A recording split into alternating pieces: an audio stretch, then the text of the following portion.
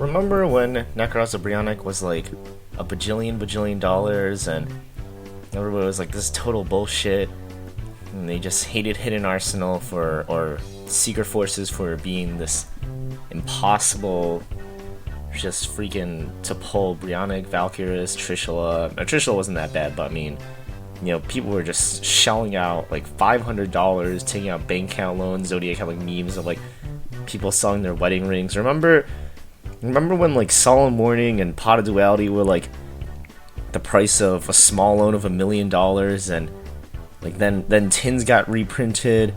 You could just buy like Solemn Warnings and Dualities for like $20, and people did it. I remember being a kid in high school being so excited that the cards were just coming out, and I'm like, oh my god, like I walked by the hobby shop at my local store every day seeing Ulti Warnings for like $80, and then the reprint came out, and I just biked over to the Myers that was like 20 minutes away from my house with nothing but like my allowance in my pocket that my mom told me never to spend on Yu-Gi-Oh, and I instantly spent it on Yu-Gi-Oh, buying 3 tins of the Duality tins and 3 tins of the Warning tins, biking home, dropping it like 10 times because I was like freaking 2 years old and I didn't know how to like use a bike and probably didn't even know how to use my hands. And I mean, remember when Dolka was like $80 and like Rescue Rabbit was like 80 something, and remember when Tour Guide was like on the upper hundreds, and you just had to like suck major dick to get a play set, and then it got reprinted, and now like every kid on the block has a Tour Guide and a Rescue Rabbit. Remember when everybody said like Monarchs were gonna be the worst deck ever because it was inconsistent, and it still is super inconsistent, but then for whatever reason people just kept playing the deck, and it's gotten like consistent top 8s at multiple regionals, and you can build the deck from just like buying 3 structure decks, and then all you need from there is like a few Mega Monarchs. I mean, if I was a kid, I remember when like the Dark World structure deck came out, and Agent Fairy structure deck and the Dragoon structure deck came out, and I was like, oh my god, yeah, I'm just gonna buy 3 of these. Like, it was awesome to be a budget player at that time, and it's gotten like way more accessible to casual players, and it really shows. I mean, if you just look at the attendance of YCSs that have been growing and growing, Nationals has gotten bigger every year. Yu-Gi-Oh! Still remains in the Guinness World Record book for being the #1 most successful commercial card game out there.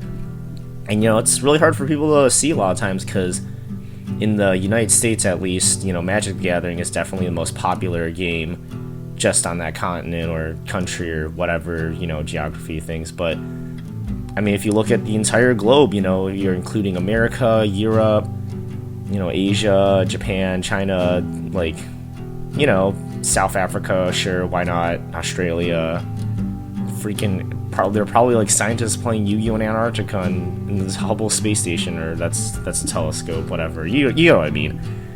It's a huge game that's just has a huge impact everywhere. I mean, I don't know, it's really crazy. Remember when Cosmos, like Dark Destroyers were like 120 a piece? People were like, this just like the Necros thing, and then all of a sudden, like, Konami was like, oh hey, here you go, have Cosmos, like, we'll just reprint everything. Oh, Giant Hand's a prize card too, we'll reprint that too, go for it. I wasn't around for the Dark Arm days, Teledad days, when people were sucking dick for playsets of Dark Arm Dragons, but I mean, I've heard stories, and I mean, like, I don't know if I'd ever pay like upwards of thousands of dollars for a deck. Like, the most I can remember is like ever paying for any deck was Dragon Rulers, when Draco Sack, Big Eye, Super Rejuve, like the baby days. And then, I mean, yeah, Draco Sacks were like hundreds, Big Eyes were hundreds, so of course I shelled out $600, and then I had the extra deck, and then I still had to buy the Rulers for like $5 a piece, and you had to buy 3 of each of those, so you guys can do the math there. I mean, that's like 3, 6, 9, 12 times 5. And then there was that sword drawing card thingamajigger, some dickhole juiced me on Super Rejuice for like 8 a piece. Gold Starks. It was nuts. It was a strange time. And then later on, when Necros format came out, like, I was shelling out maybe like $500 for the entire deck. People like were like, this is crazy, but I was like, do you guys remember ruler format? Do you remember when we had to pay more? Like, I got the entire Necroz deck. I'm talking like main extra side deck for like probably $500, which sounds ridiculous, but like, do you guys remember ruler format? Maybe you don't. Like, maybe you weren't around there, but I remember ruler format when the extra deck itself, not even the extra deck, like 6 cards in the extra deck, 3 Draco Sectors, 3 Big Eyes, was actually $600. Those 6 cards was more than the entire main extra inside of the Necroz deck. Like, when Prep was at 3 and Brio was at 3 and all the things. And the deck eventually like, dropped down too, and I mean, just, you know how that shit go. I mean, look at Perform About Pendulum deck, like, that's a great example. Konami doubled the pull ratios. There's like, here's 2 secrets a box. And for the first week, people were still like trying to sell secret rares for like $80, because that was like the standard thing. Like, you know, like 1 secret rare box, boxes are 80. So you sell secrets for 80, you sell ultras for like about 20 maybe, supers maybe like 5-ish, and then base rares are like usually dollars, and then commons you can just give for like, you know, quick PP touch and like a bottle of gum or something. I don't know why you have gum in a bottle. It was, I don't know, it's just, and then they doubled the pull ratio of secrets, and people were like, oh, we'll just keep selling secrets for 80, but people were like, wait a second, like, all of a sudden, like, people were like, oh, like, we have way too many sorcerers in stock. It's like, oh, probably because you're pulling twice as many sorcerers as you normally would. So, I don't know why you guys were surprised. Like, people were surprised, but they're like, wait a second. So you're telling me that if you give me twice as many sorcerers, the price goes down in half? And it showed, like, strikes are now 40s, and I don't know what sorcerers are, but maybe strikes are like 50s. You get the point. Like, you know, secrets are about, like, strikes and sorcerers, they're probably about like 40 or so, and you know, it's basic supply and demand. Like, people always complain about like Yu-Gi-Oh cards being too expensive, but it's really a supply and demand. Like, if Konami hadn't doubled the pull ratios on Breakers or Shadows, we'd probably be seeing strikes for 80s. You'd be shelling out, you know, $240 for a playset of strikes, whereas instead you can just shell out $150, which is still ridiculous, but I mean, it's more accessible.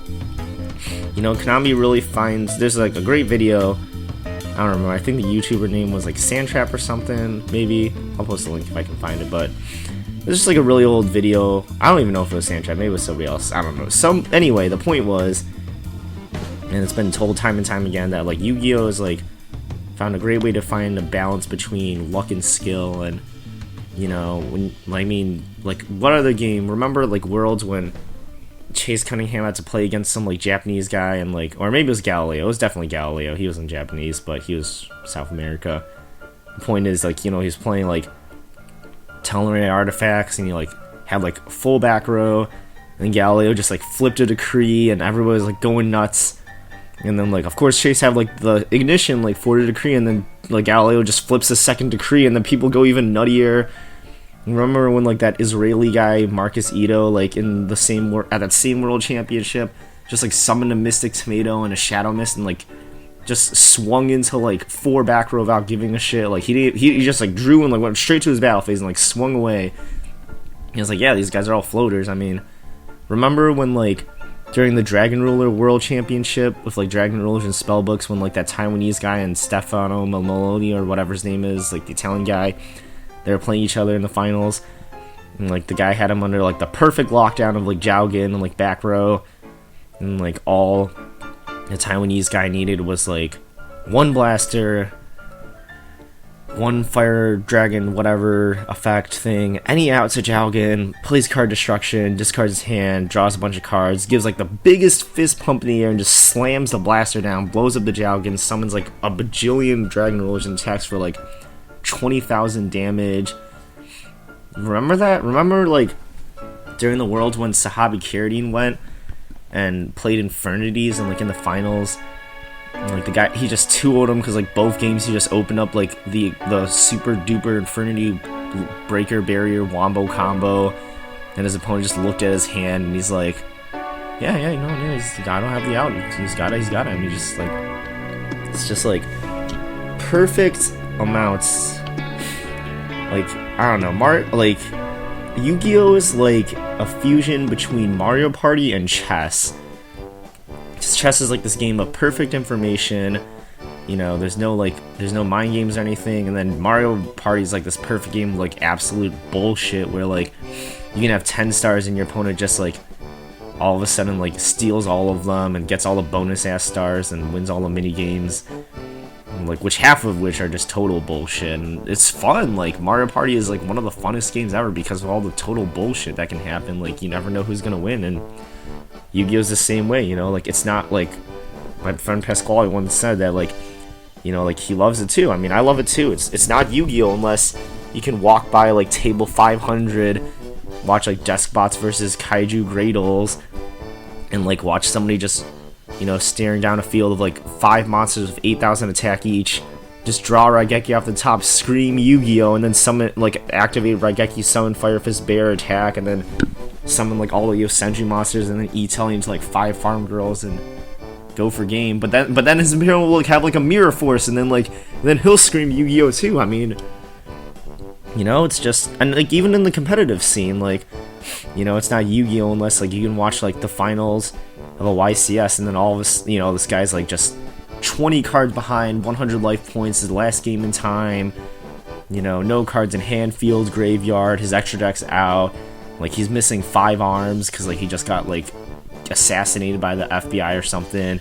He draws his final card and it's like a Wavering Eyes, and then he just like banishes a card, adds another Wavering Eyes, adds a Pendulum summons like 16 monsters. I mean, it's beautiful. I love it. It's been like a really long rant. So, but yeah, guys, I don't know. Everybody takes it differently, and I think the important thing is we should take a chapter out of David Sermon's book, The Writer of Playing to Win, where you can play a game, and you can either play it for fun or you can play it competitively. You either play to win or you play for fun. That's fine. Like, I play Yu-Gi-Oh to win.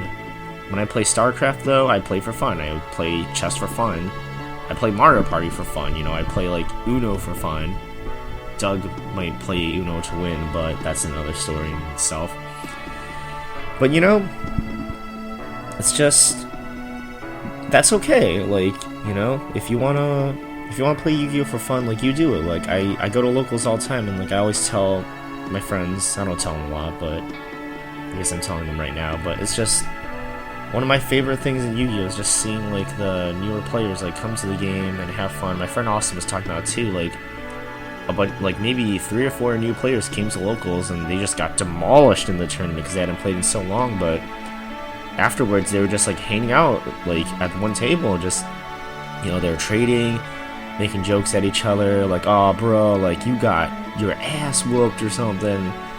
He like posted in Grand Rapids later, like, hey, thanks guys, like, like I had a lot of fun today, it was an honor dueling you guys, and it's just, yeah, like that's like the real spirit of the game. It's like that's where it is. It's just, like I've told my friends, it doesn't have to be Yu-Gi-Oh, it could be football, or it can be like poker, you can have a book club, you can be smoking weed with friends, you can like, I don't know, be like, have a tangerine enthusiast association, or you can join the NRA, you can join like the Republican Tea Party, like, doesn't matter, like, as long as you find a community where find people of common interest, and I mean, you don't have to be the best, you don't have to be the worst, you don't have to be famous, you just have to fit in with them, and you just have to not be a total dickweed, and they'll accept you. That's what it is. I mean, Grand Rapids is like a rougher approach to it, which I prefer more. So I'm from Livonia, where anytime you went to Livonia locals, everybody just gave you fake artificial bullshit where they pretend to be your friend, and they pretend to be nice, and nobody's allowed to swear or call you a bitch nigga, or like just rip up your mirror forces and get kicked out, and then spit on a window, and like pull out a bazooka and like start firing at the roof and juice kids every day, and stand behind people during games and call each other like bitches and throw water bottles. Like you didn't have that in Livonia. Everybody's just kind of like wearing this artificial mask. But then when I went to Grand Rapids, all of a sudden, just the vulgarity and the lack of filter, which turns a lot of people off to our locals, and we've probably had like 4 locals shut down at like in the past like 3 or 4 years from what I've been told, and like I just love it. Like I love how raw and uncensored and unfiltered people are. Like they actually don't give a shit. Like, and it comes off as being rude, but it's real. Like people are straight with people, you know. Nobody's like, if people are talking behind someone's back, like people are gonna find out, and people are gonna be like, yeah, like this guy hates your guts, but you know, it's out there. Like, I don't know, it's something real about it. You know, just there's no bullshit, and like I prefer when people are straight with me. You know, it's like if you wanna just talk shit, like talk shit. You know, get it off your chest. You know, don't just be fake and pretend to hate yourself for the rest of your life. So this has been a really long rant, and I think I'm running out of things to say, but you know, it's just, you know, get out there, you know, make what you will of the game. It's not for everybody. It's okay to take a break. It's even okay to leave, but just find something that you love with your life. You know, find a hobby and dedicate yourself to it. Whether you want to dedicate yourself to be the best, or maybe you want to dedicate yourself and, you know, be the funniest person in the group for that whatever hobby you get, like Magic the Gathering, or I don't know, Rocket League, or League of Legends, or StarCraft, or Yu-Gi-Oh. You know, I mean, just have fun with it, guys. Thanks. Have a great night. Peace.